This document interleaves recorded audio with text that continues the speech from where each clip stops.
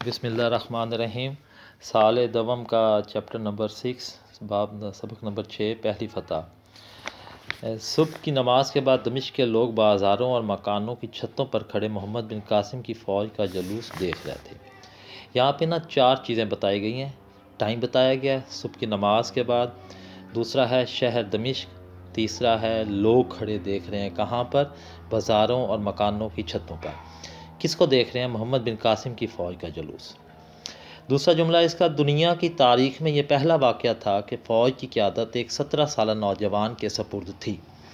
یہاں پہ جو ہے پہلی چیز جو ہے اس میں کہ تاریخ کا واقعہ، پہلا واقعہ، اور کس چیز کا کہ فوج کی قیادت یعنی سپہ سالار ہے، اس نوجوان کی عمر ہے 17 سال۔ یعنی 3 معلومات ہیں اس میں کہ تاریخ کا واقعہ ہے پہلا، سپہ سالاری یعنی فوج کی قیادت کون کر رہا ہے؟ ایک 17 سال کا نوجوان۔ دمشق سے لے کے بصرہ تک راستے کے ہر شہر اور بستی کے کئی کم سن لڑکے، نوجوان اور بوڑھے اس فوج میں شامل ہوئے۔ دمشق شہر کا نام ہے، بصرہ یہ بھی شہر کا نام ہے، یعنی دمشق سے لے کر بصرہ تک۔ یہ مختلف گھما کے وہ سوال پوچھ سکتا ہے، دمشق سے لے کے بصرہ تک، دمشق سے کوفہ تک، کوفہ سے بصرہ تک، کوفہ سے دمشق تک۔ تو یہ اس میں اب یاد رکھنا ہے کہ دمشق سے بصرہ تک راستے کے ہر شہر سے اور بستی سے کون کون شامل ہوا ہے؟ کم سن لڑکے، نوجوان اور بوڑھے۔ اگلا جملہ ہے، کوفہ اور بصرہ میں محمد بن قاسم کی روانگی کی اطلاع مل چکی تھی اور نوجوان عورتیں اپنے شوہروں، مائیں اپنے بیٹوں اور لڑکیاں اپنے بھائیوں کو نوجوان سالار کا ساتھ دینے کے لیے تیار رہنے پر آمادہ کر رہی تھیں۔ اب یہ پھر 2 شہروں کے نام لیے ہیں، کوفہ اور بصرہ۔ یہاں پہ پھر وہ کنفیوژن پیدا کرنے کے لیے کہہ سکتا ہے کہ کوفہ اور بصرہ، کوفہ اور دمشق، دمشق اور بصرہ، یہ اس طرح کر کے گھما کے وہ سوال پوچھ سکتا ہے۔ اس کے بعد یہ ہے کہ اطلاع کس کی ملی تھی؟ کس کے بارے میں؟ محمد بن قاسم کے بارے میں۔ اور کیا کام کیا ہو رہا تھا وہاں پہ؟ عورتیں اپنے شوہروں کو، مائیں اپنے بیٹوں کو اور لڑکیاں اپنے بھائیوں کو کس کام کے لیے آمادہ کر رہی تھیں؟ نوجوان سالار۔ نوجوان سالار کون ہے یہاں؟ محمد بن قاسم۔ نیکسٹ جملہ، اگلا جملہ ہے، غیور قوم کی ایک بے کس بیٹی کی فریاد بصرہ اور کوفہ کے گھر میں پہنچ چکی تھی۔ قوم کون سی ہے؟ غیور۔ بیٹی کون ہے؟ بے کس۔ بیٹی کی کیا ہے؟ فریاد۔ کہاں پہنچی ہے؟ بصرہ اور کوفہ کے ہر گھر میں۔ نیکسٹ جملہ ہے، بصرہ کی عورتوں میں زبیدہ کی تبلیغ کے باعث یہ جذبہ پیدا ہو چکا تھا کہ ناہید کا مسئلہ قوم کی ہر بہو بیٹی کا مسئلہ ہے۔ کہاں کی عورتیں؟ شہر کا نام ہے بصرہ۔ تبلیغ کون کر رہا ہے؟ زبیدہ۔ جذبہ کیا پیدا ہوا ہے ان میں کہ ناہید کا مسئلہ قوم کی ہر بہو بیٹی کا مسئلہ ہے۔ اس کو گھما کے پوچھ سکتا ہے، کس کا مسئلہ؟ ناہید کا مسئلہ۔ کس کا مسئلہ بن چکا ہے؟ ہر بہو بیٹی کا مسئلہ بن چکا ہے۔ کس کی تبلیغ سے؟ زبیدہ کی تبلیغ سے۔ کہاں کی عورتوں میں؟ بصرہ کی عورتوں میں۔ نوجوان لڑکیاں مختلف محلوں اور کوچوں سے زبیدہ کے گھر آتی اور اس کی تقاریر سے ایک نیا جذبہ لے کر واپس جاتی۔ کون آتا؟ نوجوان لڑکیاں۔ کہاں کہاں سے آتی؟ مختلف محلوں اور کوچوں سے۔ کس کے گھر آتی ہیں؟ زبیدہ کے۔ اور وہاں پہ کیا سنتی؟ زبیدہ کی تقاریر سنتی اور واپس کیا لے کے جاتی؟ ایک نیا جذبہ۔ خرابی صحت کے باوجود محمد بن قاسم کی والدہ بصرہ کی معمر عورتوں کی ایک ٹولی کے ساتھ جہاد کی تبلیغ کے لیے ہر محلے کی عورتوں کے پاس پہنچتی۔ یعنی محمد بن قاسم کی جو والدہ ہے اس کی صحت خراب ہے، وہ کن عورتوں کے ساتھ؟ زیادہ عمر کی عورتوں کے ساتھ، معمر عورتوں کے ساتھ، کی ٹولی کے ساتھ۔ کہاں جاتی؟ بصرہ کے ہر محلے کی عورتوں کے پاس۔ کیوں جاتی؟ جہاد کی تبلیغ کے لیے۔ زبیدہ نے چند نئے سپاہیوں کو گھوڑے اور اسلحہ جات باہم پہنچانے کے لیے اپنے تمام زیورات بیچ ڈالے۔ بیچنے والا کون ہے؟ زبیدہ۔ اس نے کیا کیا ہے کہ اپنے تمام زیورات بیچ ڈالے ہیں۔ کیوں بیچے ہیں؟ نئے سپاہیوں کو گھوڑے اور اسلحہ جات باہم پہنچانے کے لیے۔ بصرہ کے تمام امیر و غریب گھرانوں کی لڑکیوں نے اس کی تقلید کی اور مجاہدین کی اعانت کے لیے بصرہ کے بیت المال کو چند دنوں میں سونے اور چاندی سے بھر دیا۔ کس نے تقلید کی؟ بصرہ کی لڑکیوں نے۔ کون سی والی؟ امیر اور غریب گھرانوں کی تمام لڑکیوں نے۔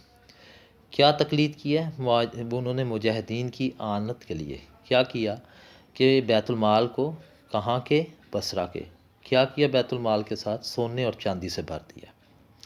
عراق کے دوسرے شہروں کی خواتین نے اس کار خیر میں بصرہ کی عورتوں سے پیچھے رہنا گوارا نہ کیا اور وہاں بھی لاکھوں روپے جمع ہو گئے۔ کہاں کے؟ یہ ملک ہے عراق، اس کی باقی شہروں کی خواتین نے بھی کار خیر میں کس سے پیچھے رہنا گوارا نہ کیا؟ بصرہ کی عورتوں سے، اور وہاں کتنے پیسے جمع ہو گئے؟ لاکھوں روپے جمع۔ اگلا پیراگراف ہے، محمد بن قاسم نے بصرہ میں 3 دن قیام کیا۔ یعنی محمد بن قاسم نے کہاں قیام کیا؟ بصرہ میں۔ کتنے دن قیام کیا؟ 3 دن۔ اس کی آمد سے پہلے بصرہ میں حجاج بن یوسف کے پاس مکران کے گورنر محمد بن ہارون کا یہ پیغام پہنچ چکا تھا کہ عبید اللہ کی قیادت میں 20 آدمیوں کا جو وفد دیبل بھیجا گیا تھا اس میں سے صرف 2 نوجوان جان بچا کر مکران پہنچنے میں کامیاب ہوئے۔ اب یہاں پہ یہ ہے کہ سب سے پہلی چیز کہ بصرہ میں حجاج بن یوسف کے پاس پیغام پہنچا ہے مکران کے گورنر کا نام کیا ہے؟ محمد بن ہارون۔ کیا پیغام ہے؟ وہ عبداللہ کی قیادت میں دیبل جو وفد بھیجا تھا اس سے بندے واپس آ گئے ہیں۔ قیادت کس کی تھی؟ عبید اللہ کی۔ بندے کتنے تھے؟ 20۔ وفد کہاں بھیجا گیا تھا؟ دیبل۔ کتنے بندے واپس بچ کے آئے ہیں؟ 2 بندے نوجوان بچے ہیں، اور کتنے مارے گئے ہیں؟ 18 بندے مارے گئے ہیں۔ کہاں پہنچنے میں کامیاب ہوئے ہیں؟ مکران پہنچنے میں کامیاب۔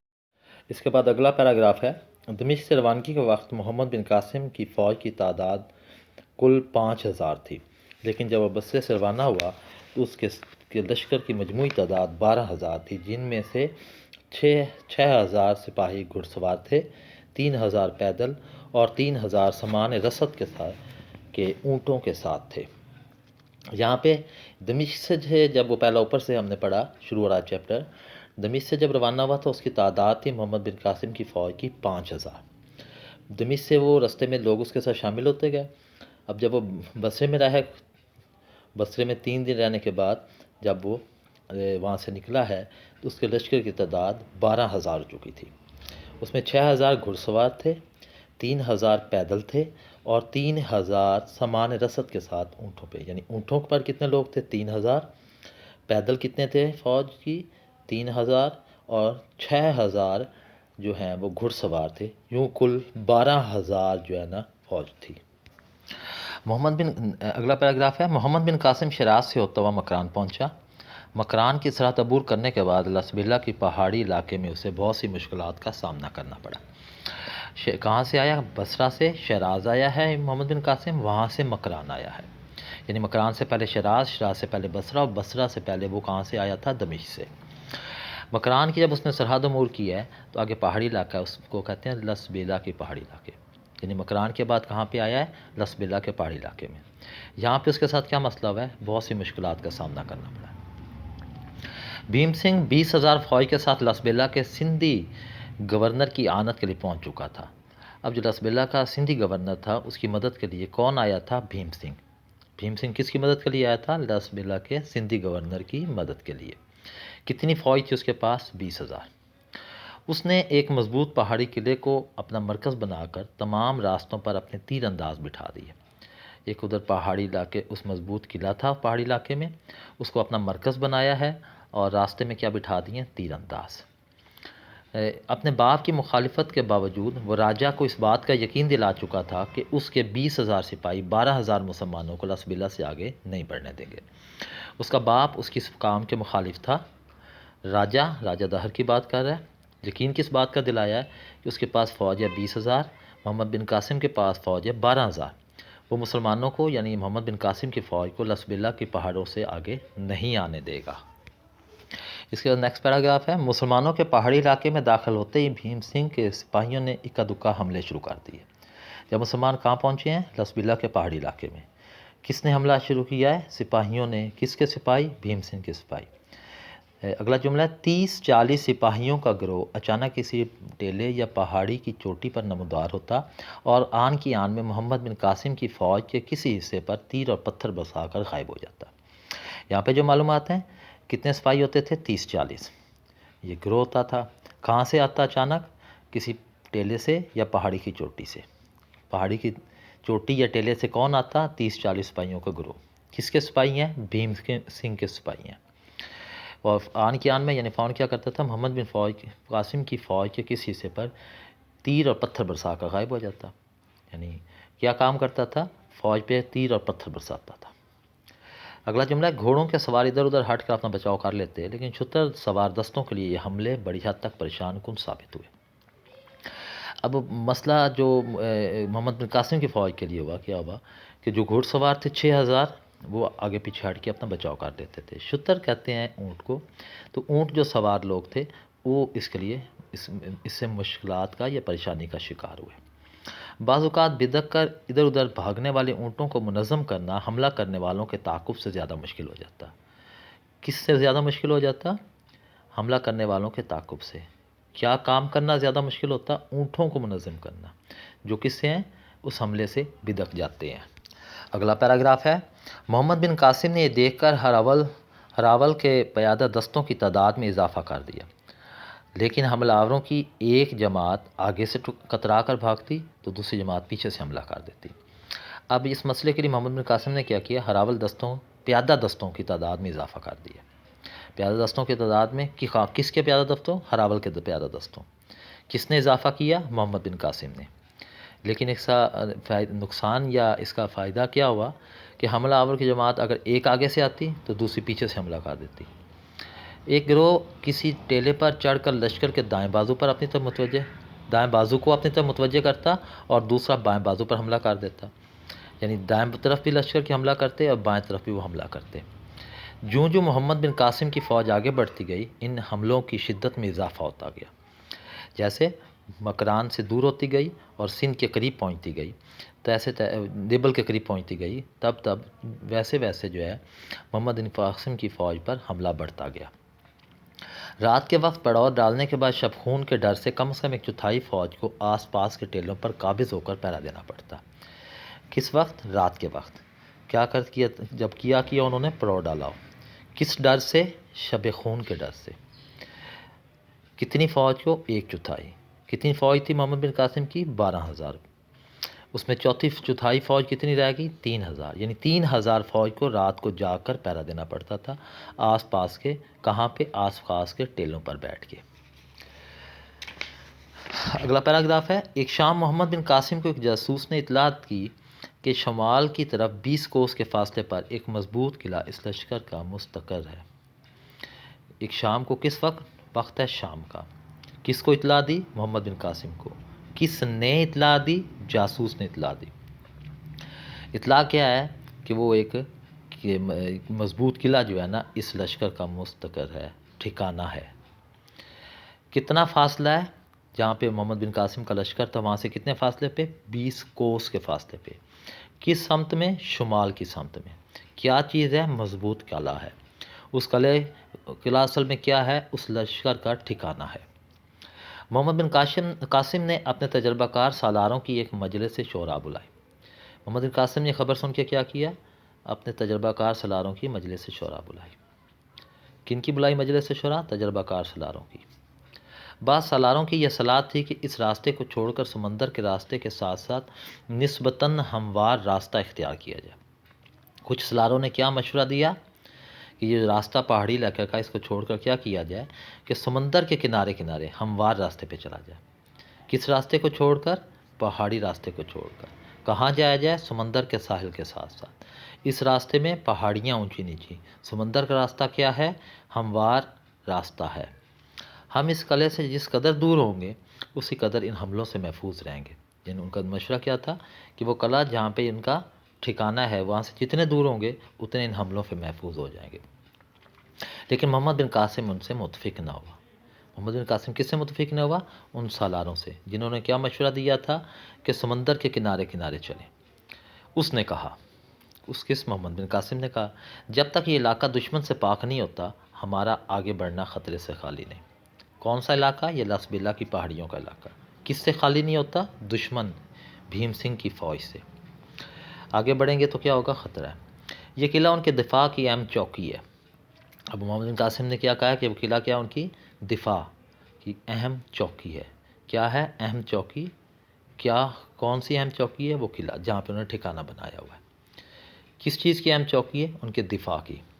مجھے یقین ہے کہ اس قلعے کے فتح ہو جانے کے بعد دشمن یہ علاقہ خالی کرنے پر مجبور ہو جائے گا، اور دشمن کے جو سپاہی یہاں سے فرار ہوں گے وہ دیبل پہنچ کر اس شکست خوردہ ذہنیت کا مظاہرہ کریں گے۔ لیکن اگر ہم یہاں سے کترا کر نکل گئے تو ان کے حوصلے بڑھ جائیں گے اور ہمارا عقب ہمیشہ غیر محفوظ رہے گا۔ اب یہاں پہ اس نے جو اپنی حکمت عملی کیا بتائی ہے کہ پہلا کس کو فتح کرنا ہے؟ قلعے کو فتح کرنا ہے۔ فائدہ کیا بتا رہا ہے کہ دشمن یہ علاقہ خالی کر دے گا، اور یہاں سے خالی کرنے کے بعد وہ کہاں جائے گا؟ واپس دیبل پہنچیں گے۔ یہاں سے فرار ہو کر بھیم سنگھ کے سپاہی دیبل جائیں گے، وہاں پہنچ کر کیسی ذہنیت کا مظاہرہ کریں گے؟ شکست خوردہ ذہنیت کا۔ اب اس کے الٹ بتا رہا ہے، اگر یہ یہاں سے کترا کے نکل جاتے ہیں تو کس کے حوصلے بڑھ جائیں گے؟ بھیم سنگھ کی فوج کے۔ پھر اگر یہ کترا کے نکلتے ہیں تو بھیم سنگھ کی فوج کو کیا اثر پڑے گا؟ ان کے حوصلے بڑھ جائیں گے۔ دوسرا نقصان کیا ان کا عقب یعنی بیک، پیچھے جو ہے وہ ہمیشہ غیر محفوظ رہے گی۔ ہمارا پہلا مقصد اس قلعے کو فتح کرنا ہے۔ ابن قاسم کے مطابق پہلا مقصد کیا ہے؟ قلعے کو فتح کرنا۔ قلعے کو فتح کرنا کون سا مقصد ہے؟ پہلا مقصد ہے۔ اس قلعے کی فتح کے بعد اگر پہاڑیوں میں پھیلے ہوئے لشکر کی تعداد کافی ہوئی تو وہ اس قلعے میں ہمارے ساتھ فیصلہ کن جنگ لڑنے کی کوشش کرے گا، اور اس میں بھی ہماری بہتری ہے۔ اور کہتا ہے کہ اس قلعے کو فتح کرنے کے بعد اگر لشکر زیادہ ہے، پہاڑیوں پر پھیلے ہوئے ہیں، تو وہ کیا کرے گا؟ کسی جگہ پہ اکٹھے ہوں گے اور ہمارے خلاف باقاعدہ جنگ لڑیں گے۔ اور اس میں محمد بن قاسم کیا ہے؟ اس میں کس کی بہتری ہے؟ محمد بن قاسم کی، ہماری بہتری ہے۔ میں سمجھتا ہوں کہ ہماری پیش قدمی روکنے کے لیے اس قلعے کے محافظوں کی زیادہ تعداد آس پاس کی پہاڑیوں پر تقسیم ہوئی ہے۔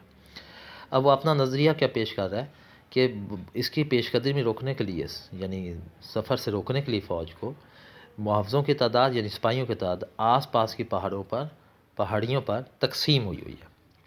میں آج سورج نکلنے سے پہلے اس قلعے کو فتح کرنا چاہتا ہوں، اور اس مقصد کے لیے میں اپنے ساتھ فقط 500 پیادہ سپاہی لے جانا چاہتا ہوں۔ کب فتح کرنا چاہتا ہے؟ سورج نکلنے سے پہلے۔ سورج نکلنے سے پہلے محمد بن قاسم کیا کرنا چاہتا ہے؟ اس قلعے کو فتح کرنا چاہتا ہے، اس پہ حملہ کرنا چاہتا ہے۔ مقصد اس کے لیے وہ کتنے سپاہی اپنے ساتھ لے کے جا رہا ہے؟ صرف 500 سپاہی۔ 500 سپاہی پیادہ، گھڑ سوار نہیں، شتر سوار نہیں، پیادہ سپاہی۔ آپ باقی فوج کے ساتھ رات پر پیش قدمی جاری رکھیں، یعنی فوج رات کو رکے گی نہیں، آگے بڑھتی رہے گی۔ اس کا نتیجہ یہ ہوگا کہ وہ لوگ چاروں اطراف کا خیال چھوڑ کر آپ کا راستہ روکنے کی کوشش کریں گے۔ اس کا نتیجہ کیا بتا رہا ہے؟ کون لوگ؟ وہ لوگ کون؟ بھیم سنگھ کے سپاہی چاروں طرف، یعنی چاروں طرف باقی تمام چیزوں کا خیال چھوڑ کے کس چیز کا فکر کریں گے؟ راستہ روکنے کی، کہ فوج رات کے وقت پڑاؤ ڈالنے کے بجائے سفر کیوں کر رہی ہے۔ چاندنی رات میں آپ کے لیے آگے بڑھنے کا راستہ زیادہ خطرناک ہوگا۔ ان دنوں میں رات کیسی تھی؟ چاندنی، چاند پورا تھا، اور چاندنی رات میں سفر کرنا کیا تھا؟ خطرناک تھا۔ کیوں خطرناک تھا؟ کیونکہ رات چاندنی تھی۔ اگر صبح تک آپ کو قلعہ فتح ہو جانے کی خبر پہنچ جائے تو آپ پیش قدمی روک کر میرے احکام کا انتظار کریں۔ کس وقت تک پیش قدمی جاری رکھنی ہے؟ صبح تک۔ کب تک؟ جب قلعہ فتح ہو جائے، اگر خبر مل جاتی ہے اس کی۔ اگر خبر مل جاتی ہے تو کیا کرنا ہے؟ رک جانا ہے، اور کیا کرنا ہے؟ حکم کا انتظار کرنا ہے۔ حکم کا انتظار کب کرنا ہے؟ جب قلعہ فتح ہونے کی خبر پہنچتی ہے، اور یہ کب ملے گی؟ صبح کے وقت۔ اگر قلعہ فتح ہو جانے کے بعد دشمن نے کسی جگہ منظم ہو کر مقابلے کی ہمت کی تو میں قلعے کی حفاظت کے لیے چند آدمی چھوڑ کر آپ کے ساتھ ملوں گا، اور اگر انہوں نے قلعے کو دوبارہ فتح کرنا چاہا تو آپ وہاں پہنچ جائیں۔ اب یہاں پہ جو معلومات میں کیا ہے کہ قلعہ فتح ہو جائے گا صبح تک، پہلی چیز۔ دوسرا، دشمن منظم ہو جائے، اکٹھا ہو کے کسی جگہ پہ مقابلہ کرنے کی کوشش کرتا ہے، تو پھر کیا کہہ رہا ہے کہ قلعے کی حفاظت میں کچھ آدمی چھوڑ کر میں فوج میں آ جاؤں گا، اور اگر وہ منظم ہونے کی ہو کر کسی جگہ لڑنے کے بجائے قلعے کو فتح کرنا چاہیں تو فوج لے کے آپ قلعے پر آ جائیں۔ اس کے بعد اگلا پیراگراف ہے، ایک بوڑھے سالار نے کہا، مجھے یقین ہے کہ انشاءاللہ آپ کی کوئی تدبیر غلط نہ ہوگی، لیکن سپہ سالار کا فوج کے ساتھ رہنا ہی مناسب ہے۔ کس نے کہا؟ بوڑھے سالار نے۔ کیا کہا؟ کہ یقین ہے آپ کی کوئی تدبیر غلط نہیں ہوگی، لیکن مخالفت کس بات کی کر رہا ہے؟ کہ سپہ سالار کا فوج کے ساتھ رہنا مناسب ہے۔ سپہ سالار کا فوج کے ساتھ رہنا مناسب ہے، کس نے کہا؟ بوڑھے سالار نے۔ سپہ سالار کی جان بہت بہت قیمتی ہوتی ہے، فوج کا آخری سہارا ہوتا ہے۔ کس کی جان قیمتی ہوتی ہے؟ سپہ سالار کی۔ کون فوج کا آخری سہارا ہوتا ہے؟ سپہ سالار۔ سپہ سالار فوج کے لیے کیا ہوتا ہے؟ آخری سہارا۔ سپہ سالار کی جان کیا ہوتی ہے؟ بہت قیمتی۔ اگر اس خطرناک مہم میں آپ کو کوئی حادثہ پیش آ گیا تو اس کے بعد کہ مہم کون سی ہے؟ خطرناک ہے، اور کیا پیش آ جائے؟ حادثہ۔ اگلا پیراگراف ہے، محمد بن قاسم نے جواب دیا، قادسیہ کی جنگ میں ایرانیوں کو اپنی زبردست لشکر کے باوجود اس لیے شکست ہوئی کہ انہوں نے اپنی طاقت سے زیادہ رستم کی شخصیت سے امیدیں وابستہ کی۔ محمد بن قاسم کی کون سی جنگ؟ قادسیہ کی جنگ۔ کس کو شکست ہوئی؟ ایرانیوں کو۔ یہ جنگ کس کے درمیان ہوئی؟ ایرانیوں اور مسلمانوں کے درمیان۔ لشکر کس کا زبردست تھا؟ ایرانیوں کا۔ انہیں کیا ہوئی؟ شکست ہوئی۔ سپہ سالار اس کا کون تھا؟ رستم تھا۔ رستم کون سی جنگ میں سپہ سالار تھا؟ قادسیہ کی جنگ میں۔ رستم مارا گیا تو وہ مسلمانوں کی مٹھی بھر جماعت کے مقابلے میں بھاگ نکلے، لیکن اس کے برعکس مسلمانوں کے سپہ سالار سعد بن ابی وقاص گھوڑے پر چڑھنے کے قابل نہ تھے اور انہیں میدان سے الگ ایک طرف بیٹھنا پڑا۔ لیکن مسلمانوں کی خود اعتمادی کا یہ عالم تھا کہ انہیں اپنے سپہ سالار کی عدم موجودگی کا احساس تک بھی نہ تھا۔ مسلمانوں کا سپہ سالار سعد بن ابی وقاص، وہ کیا تھے؟ بیمار تھے۔ وہ کہاں چڑھنے کے قابل نہیں تھے؟ گھوڑے پر چڑھنے کے قابل نہیں تھے۔ کون سا سپہ سالار گھوڑے پہ چڑھنے کے قابل نہیں تھا؟ سعد بن ابی وقاص۔ سعد بن ابی وقاص کس کے سپہ سالار ہے؟ مسلمان فوج تھے۔ مسلمانوں میں کیا موجود تھا؟ خود اعتمادی۔ انہیں کس چیز کا احساس نہیں تھا؟ سپہ سالار کی عدم موجودگی کا۔ سپہ سالار کی عدم موجودگی کا مسلمان فوج پہ کیا اثر ہوا؟ انہیں احساس تک نہ ہوا۔ ہماری تاریخ میں آپ کو کوئی ایسا واقعہ نہیں ملے گا جب سالار کی شہادت سے بددل ہو کر مجاہدین نے ہتھیار ڈال دی۔ کس کی تاریخ میں؟ مسلمانوں کی تاریخ میں۔ کیا واقعہ ہے؟ سپہ سالار کی شہادت سے بددل ہونا۔ کون شہید ہوتا ہے؟ سپہ سالار۔ کون بددل ہو؟ مجاہدین۔ مجاہدین سپہ سالار کی شہادت سے کیا ہوں؟ بددل۔ کیا نتیجہ نکالیں اس کا؟ ہتھیار ڈال دیں۔ ہم بادشاہوں اور سالاروں کے لیے نہیں لڑتے۔ کون؟ مسلمان۔ کس کے لیے نہیں لڑتے؟ بادشاہوں اور سالاروں کے لیے۔ ہم خدا کے لیے لڑتے ہیں۔ کس کے لیے لڑتے ہیں؟ خدا کے لیے۔ مسلمان کس کے لیے لڑتے ہیں؟ خدا کے لیے لڑتے ہیں۔ بادشاہوں اور سالاروں پر بھروسہ کرنے والے ان کی موت کے بعد مایوس ہو سکتے ہیں، لیکن ہمارا خدا ہر وقت موجود ہے۔ کون مایوس ہو سکتا ہے؟ بادشاہوں اور سالاروں پر بھروسہ کرنے والے۔ بادشاہوں اور سالاروں پر بھروسہ کرنے والے ان کی موت کے بعد کیا ہوتے ہیں؟ مایوس ہو جاتے ہیں، لیکن خدا ہر وقت موجود ہے۔ کون ہر وقت موجود ہے؟ خدا ہر وقت موجود ہے۔ قرآن میں ہمارے لیے اس کے احکام موجود ہیں۔ کس میں اللہ کے احکام ہیں؟ قرآن میں۔ قرآن میں ہمارے لیے کیا ہے؟ اللہ کے احکام۔ میں دعا کرتا ہوں کہ خدا مجھے قوم کے لیے رستم نہ بنائے بلکہ بننے کی توفیق دے، جس کی شہادت نے ہر مسلمان کو جذبہ شہادت سے سرشار کر دیا تھا۔ کون دعا کر رہا ہے؟ محمد بن قاسم۔ کیا نہ بنائے؟ رستم نہ بنائے۔ کیا بنائے اس کی جگہ؟ سنا بنائے۔ کون شہید ہوا تھا یہاں پہ؟ سنا شہید ہوا ہے۔ اس کی شہادت کا مسلمانوں پہ کیا اثر پڑا؟ ہر مسلمان جذبہ شہادت سے سرشار ہو گیا۔ مسلمان کس کی شہادت سے ہر مسلمان جذبہ شہادت سے سرشار ہو گیا؟ سنا کی شہادت سے۔ میرے لیے اس سپہ سالار کی جان کی کوئی قیمت نہیں جو اسے اپنے سپاہیوں کی تلواروں کے پہرے میں چھپا کر رکھتا ہے اور اپنے بہادروں کو جان کی بازی لگانے کے بجائے جان بچانے کی ترغیب دیتا ہے۔ کس کے جان کی قیمت نہیں ہے؟ اس سپہ سالار کی جان کی۔ کیوں نہیں ہے؟ کہ اس سپاہیوں کی تلواروں کے پہرے میں اپنے آپ کو چھپا کے رکھتا ہے۔ اس کا نتیجہ کیا نکلتا ہے؟ بہادر بزدل ہو جاتے ہیں، وہ جان بچاتے ہیں، بجائے اس کے کہ وہ کیا کرنا چاہیے؟ انہیں جان کی بازی لگائیں۔ اگر اس قلعے کو فتح کرنا اس قدر اہم نہ ہوتا تو میں یہ مہم شاید کسی اور کے سپرد کر دیتا، لیکن اس مہم کا خطرہ اور اس کی اہمیت دونوں اس بات کے متقاضی ہیں، یعنی تقاضا کرتے ہیں، ضرورت ہے کہ میں خود اس کی رہنمائی کروں۔ کس کو فتح کرنا؟ قلعے کو فتح کرنا۔ قلعے کو فتح کرنا کیا ہے؟ بہت اہم ہے۔ اگر قلعے کو فتح کرنا اہم نہ ہوتا تو محمد بن قاسم کیا کرتا؟ یہ مہم کسی اور کے سپرد کرتا۔ اب مہم کا خطرہ اور اہمیت کس بات کے متقاضی ہیں؟ کہ محمد بن قاسم کہ اس کی وہ خود رہنمائی کرے۔ اس کی رہنمائی وہ کیوں خود کرے؟ کیونکہ مہم پرخطر ہے اور اس کی اہمیت ہے۔ زبیر نے کہا میں آپ کے ساتھ چلنا چاہتا ہوں۔ کس نے کہا؟ زبیر نے۔ کس سے کہا؟ محمد بن قاسم سے۔ محمد بن قاسم نے جواب دیا، نہیں، میں ایک قلعہ فتح کرنے کے لیے 2 دماغوں کی ضرورت نہیں سمجھتا۔ محمد بن قاسم نے اس کو بات مانی؟ نہیں۔